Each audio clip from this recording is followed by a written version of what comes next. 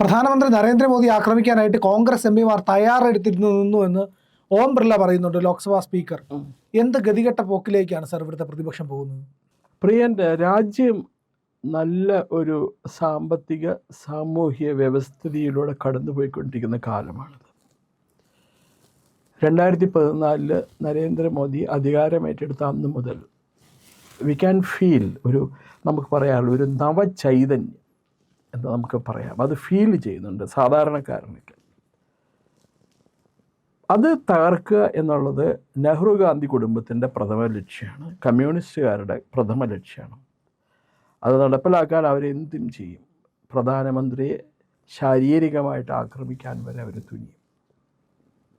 ഇപ്പോൾ ഈ വിവരം നമുക്ക് തന്നിരിക്കുന്നത് ലോക്സഭാ സ്പീക്കറാണ്.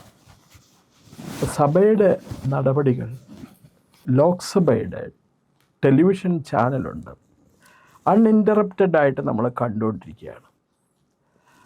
അതിൽ പ്രതിപക്ഷത്തിൻ്റെ പെരുമാറ്റം കണ്ടാൽ തന്നെ നമുക്ക് മനസ്സിലാവും പ്രതിപക്ഷത്തിന് നരേന്ദ്രമോദിയെ എങ്ങനെയെങ്കിലും വലിച്ചു പറിച്ച് കസേരയിൽ നിന്ന് താഴ്ത്തണം, പുതിയ ആൾക്കാരെ കൊണ്ടുവരണം, എന്നാലേ അവർക്ക് അധികാരത്തിൽ വരാൻ പറ്റുള്ളൂ. 10 വർഷത്തിൽ കൂടുതലായി അധികാര പൊസിഷൻസൊക്കെ പോയിട്ട്.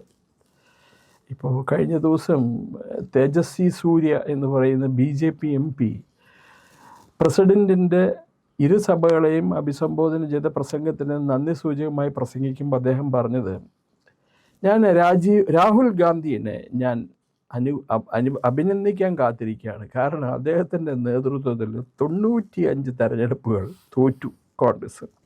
ഇനി ഈ വർഷത്തെ 5 തെരഞ്ഞെടുപ്പുകൾ തോറ്റ് അദ്ദേഹം സെഞ്ചുറി.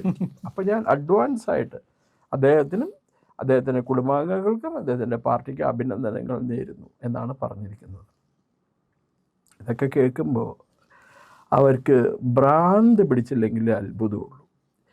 ഞാൻ നേരത്തെ പറഞ്ഞ പോലെ അവർ തിരഞ്ഞെടുത്ത അവരുടെ ഏറ്റവും വലിയ ആദരണീയെന്ന് അവർ വിശേഷിപ്പിച്ചിരുന്ന പ്രണബ് മുഖർജി ഇന്ത്യൻ രാഷ്ട്രപതിയായിരുന്നപ്പോൾ 2014 തൊട്ട് 2017 വരെ അദ്ദേഹം അധികാരത്തിലായിരുന്നു. അദ്ദേഹം ഓരോ തവണ സഭാ നടപടികളെ അഭിസംബോധന ചെയ്യുമ്പോൾ അദ്ദേഹം പറയും, നിങ്ങൾ ചർച്ച ചെയ്യുക, വിയോജിക്കുക, പക്ഷെ ഒരിക്കലും സഭാ നടപടികൾ നിങ്ങൾ തടസ്സപ്പെടരുത്. കാരണമുണ്ട്, ഇത് ലോകം മുഴുവൻ കണ്ടുകൊണ്ടിരിക്കുക. ലോക്സഭ TV ആണെങ്കിൽ കൂടി എല്ലാ TV ചാനലുകളും, അമേരിക്കൻ TV ചാനലുകളും പിന്നെ ബ്രിട്ടീഷ് ചാനലുകളും റഷ്യൻ ചാനലുകളും എല്ലാം തന്നെ അവരാരും നമ്മുടെ മീഡിയ വണ്ണിനെ പോലെയോ ഏഷ്യാനെറ്റിനെ പോലെയോ ഇതൊക്കെ ബ്ലാക്ക് ഔട്ട് ചെയ്യില്ല. അവർ കണ്ടുകൊണ്ടിരിക്കുകയാണ്. ഇയാൾ പറയുന്നുണ്ടല്ലോ, രാഹുൽ ഗാന്ധി, അയാൾക്ക് പ്രസംഗിക്കാൻ അനുമതി നിഷേധിച്ചു എന്ന്. കഴിഞ്ഞ ദിവസം അയാൾ 45 മിനിറ്റ് 50 മിനിറ്റാണ് പ്രസംഗിച്ചത് അൺഇൻറ്ററപ്റ്റഡ് ആയിട്ട്. പക്ഷേ അയാൾ ചെയ്തത് തെറ്റാണെന്ന് ചൂണ്ടിക്കാണിച്ചു കൊടുക്കാൻ പാടില്ല. ഈ സർപ്പദൃഷ്ടി മനുഷ്യരെ ഉപദ്രവിക്കാൻ വേണ്ടി ജനിച്ചിരിക്കുന്നതാണ്. അത് വ്യക്തമായിട്ട് പറഞ്ഞാൽ നമ്മുടെ രത്തൻ ടാറ്റയുടെ അടുത്തൊരു സുഹൃത്തുണ്ട്, സുഹൈൽ സേത്ത് എന്ന് പറയുന്നത്. അദ്ദേഹം ടാറ്റ ഗ്രൂപ്പിന് വേണ്ടിയൊക്കെ വളരെയധികം കോർപ്പറേറ്റ് അഡ്വർടൈസ്മെൻറ്റും കോർപ്പറേറ്റ് ഇതൊക്കെ ചെയ്യുന്ന വ്യക്തിയാണ്. നല്ല പഠിച്ച് അപ് ടു ഡേറ്റ് ആണ് ലോക വിവരങ്ങളെക്കുറിച്ചിട്ട്.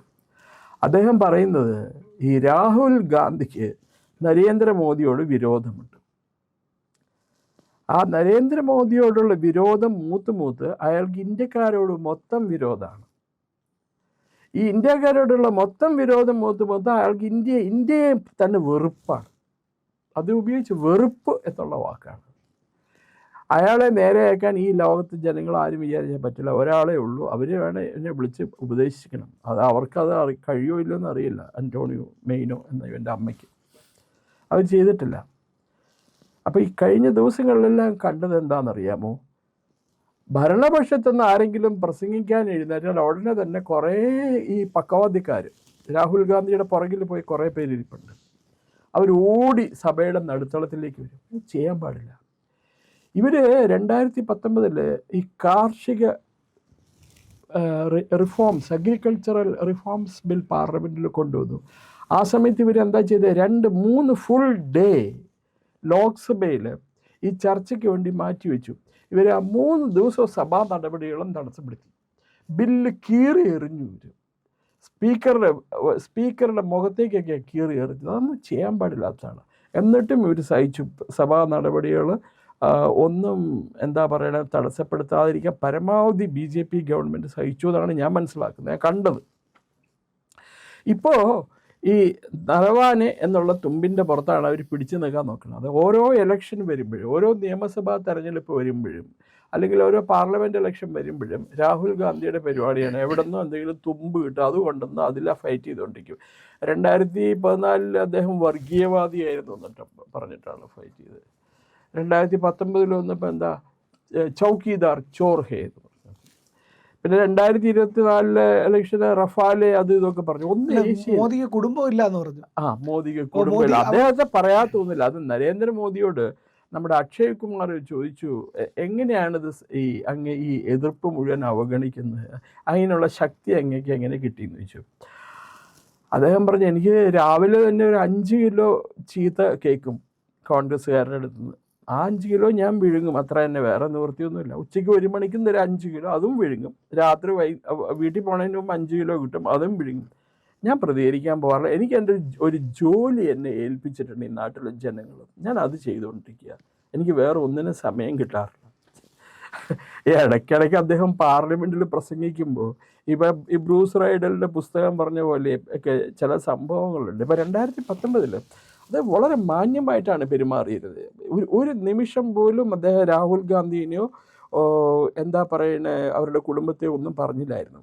ഇയാൾ ഈ മറ്റേ ഔദ്യോഗിക പദവി ദുരുപയോഗപ്പെടുത്തിയെന്നോ റഫാലെ തോക്കിൻ്റെ വിമാനത്തിൻ്റെ പ്രശ്നം വന്നു കഴിഞ്ഞപ്പോൾ പാർലമെൻറ്റ് വലിയ ബഹളം ഉണ്ടായപ്പോൾ ഇയാൾ പറഞ്ഞു, യൂസ് 1989 തെരഞ്ഞെടുപ്പിന് തൊട്ട് മുമ്പ് അന്നത്തെ ഇന്ത്യൻ പ്രധാനമന്ത്രി തൻ്റെ കുടുംബാംഗങ്ങളും കൂട്ടുകാരും കൂടി ലക്ഷദ്വീപിൽ പോയിട്ട് അവിടെ വലിയ ഡിന്നറും പാർട്ടിയൊക്കെ നടത്തി.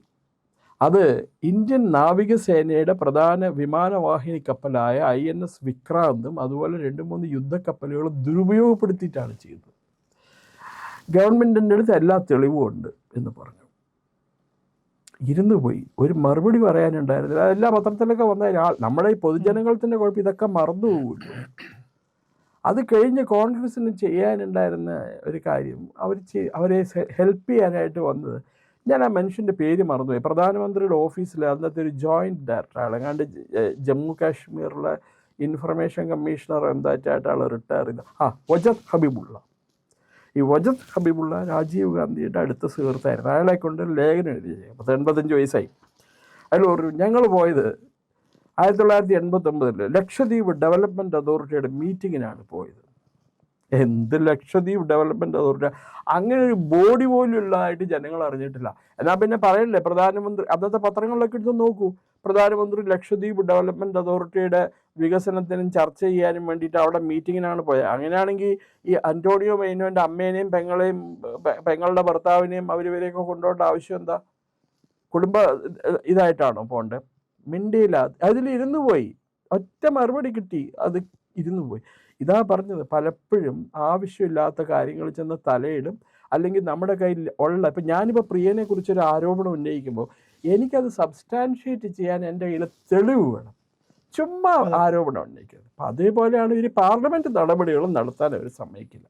എങ്ങനെയെങ്കിലും ഇപ്പോൾ ഗവൺമെൻറ്റിനെ താഴെ ഇറക്കണം, അല്ലെങ്കിൽ പാർലമെൻ്ററി നടപടികൾ സ്തംഭിപ്പിച്ചാൽ പല നിയമങ്ങളും പല ആക്റ്റുകളും പല ഭേദഗതികളും നടപ്പിലാക്കാതിരിക്കാൻ ശ്രമിക്കാം എന്നുള്ള മിഥ്യാധാരണയിലാണ് അവർ. പിന്നെ ഈ നിയമസഭാ തെരഞ്ഞെടുപ്പോട് വരുന്നു. തമിഴ്നാട്ടിൽ, കേരളത്തിൽ, അസ്സാമിൽ, ബംഗാളിൽ, പിന്നെ പോണ്ടിച്ചേരിയിൽ അവർക്ക് എന്തെങ്കിലും ഒരു തുരുമ്പ് വേണ്ടേ, അതിനു വേണ്ടിയിട്ടാണ്. പക്ഷേ പ്രധാനമന്ത്രിയെ ശാരീരികമായിട്ട് ദ്രോഹിക്കാൻ അവർ ശ്രമിച്ചു എന്നുള്ളത്, അതും സഭയ്ക്കകത്ത് വെച്ച് ദ്രോഹിക്കാൻ ശ്രമിച്ചു എന്നുള്ളത് വളരെ വളരെ ഡിസ്പീക്കബിളായിട്ടുള്ള, എനിക്ക് അതിൻ്റെ മലയാളം ഒരു എന്താ പറയുക, വിമർശിക്കപ്പെടേണ്ടതായിട്ടുള്ള, അപലപിക്കേണ്ടതായ ഒരു കടമയാണ് ഇത്. പാർലമെൻറ്റ് ലോക്സഭാ സ്പീക്കറും ലോക്സഭാ സെക്യൂരിറ്റി ഗാർഡ്സും കൂടുതൽ കരുതലിലേക്ക് നീങ്ങണം എന്നുള്ളതിൻ്റെ ഒരു തെളിവ് കൂടിയാണ്. ഇന്നലെ പ്രധാനമന്ത്രി ആ ചർച്ചയ്ക്ക് വന്നില്ല. അദ്ദേഹത്തോട് സ്പീക്കർ വരണ്ടെന്ന് പറഞ്ഞത് കാരണം വളരെ വളരെ നിരാശാജനകമായ പ്രകടനമാണ് പാർലമെൻറ്റിലെ പ്രതിപക്ഷങ്ങൾ കാഴ്ചവെച്ചുകൊണ്ടിരിക്കുന്നത്. ദയനീയമാണ്, ജനാധിപത്യത്തിൻ്റെ ദയനീയമായ അവസ്ഥയാണ്. തീർച്ചയായിട്ടും അവരെ സംബന്ധിച്ചിടത്തോളം അവർ democracy is getting degenerated because of this opposition എന്നാണ് നമുക്ക് മനസ്സിലാക്കേണ്ടത്. ജനാധിപത്യം നശിപ്പിക്കപ്പെടുകയാണ്. ഇവർ അധികാരത്തിൽ വന്നു കഴിഞ്ഞാൽ ഇവർ പ്രതിപക്ഷത്തോട് ചെയ്യാൻ പോകുന്ന ഇതൊക്കെ തന്നെയായിരിക്കും. ഒന്നും ചോദിക്കാൻ സമ്മതിക്കില്ല. ഇവർക്ക് അസ്വസ്ഥത സൃഷ്ടിക്കുന്ന കാര്യങ്ങളൊന്നും ആരും പറയാൻ പാടില്ല. ഇവർക്ക് എന്തും പറയാം. ഒരു കടൽക്കിഴവനുണ്ട്, രാജ്യസഭയിലെ പ്രതിപക്ഷ നേതാവ് മല്ലികാർജുൻ ഖർഗെ. ഇപ്പോൾ ഗ്രാമങ്ങളിലൊക്കെയുള്ള കുട്ടികൾ, കർണാടകത്തിൽ നിന്നുള്ള എൻ്റെ സുഹൃത്ത് എൻ്റെ അടുത്ത് പറയുമായിരുന്നു, അവിടെയുള്ള അമ്മമാർ കുട്ടികളെ പറഞ്ഞ് ഉറക്കണേ, മക്കളെ ഉറങ്ങിക്കോ, അല്ലെങ്കിൽ ഇതേ മല്ലികാർജുൻ ഖർഗെ വരുന്നു, അയാളെ പേടിപ്പിച്ച് അയാളുടെ രൂപം കണ്ട ആൾക്കാർക്ക് പേടിയാണല്ലോ. അങ്ങനെയുള്ളൊരവസ്ഥയാണ് ഇപ്പോൾ ഭാരതത്തിൽ. വളരെ ദുഃഖകരമായ അവസ്ഥ. പ്രിയപ്പെട്ട പ്രേക്ഷകരെ, എനിക്ക് നിങ്ങളുടെ സഹായം തുടർന്നും ആവശ്യമുണ്ട്. വലിയ സഹായമാണ്, വലിയ പിന്തുണയാണ് നമ്മുടെ പ്രേക്ഷകർ നൽകിക്കൊണ്ടിരിക്കുന്നത്. പക്ഷേ അതിൻ്റെ അളവൊന്ന് കൂട്ടുക എന്ന് പറഞ്ഞാൽ കൂടുതൽ ആളുകൾ നമ്മുടെ ചാനൽ കാണണം, കൂടുതൽ സബ്സ്ക്രിപ്ഷൻ വരണം. ഒന്നും ചെയ്യേണ്ട, നമ്മുടെ ചാനൽ കാണുമ്പോൾ അതിൽ IND എന്ന് പറയുന്ന ഇന്ത്യ ലൈവിൻ്റെ ലോഗോ ഇടതുവശത്ത് കാണാം. നിങ്ങൾ അതിലൊന്ന് വിരലമർത്തിയാൽ ചാനൽ ഓപ്പണായി വരും. സബ്സ്ക്രൈബ് എന്നുള്ള ഒരു ബാർ കാണും, അവിടെ ഒന്ന് വിരലമർത്തുക. പിന്നെ തൊട്ടുപുറത്ത് ഒരു ബെൽ ഐക്കണുണ്ട്, അതും കൂടി ഒന്ന് അമർത്തി ഇന്ത്യ ലൈവിനെ അതിൻ്റെ മുന്നോട്ടുള്ള യാത്രയിൽ സഹായിക്കണം എന്ന് ഞാൻ അഭ്യർത്ഥിക്കുന്നു. മറക്കരുത്, ചാനൽ സബ്സ്ക്രൈബ് ചെയ്യണം, ബെൽ ബട്ടണും അമർത്തണം.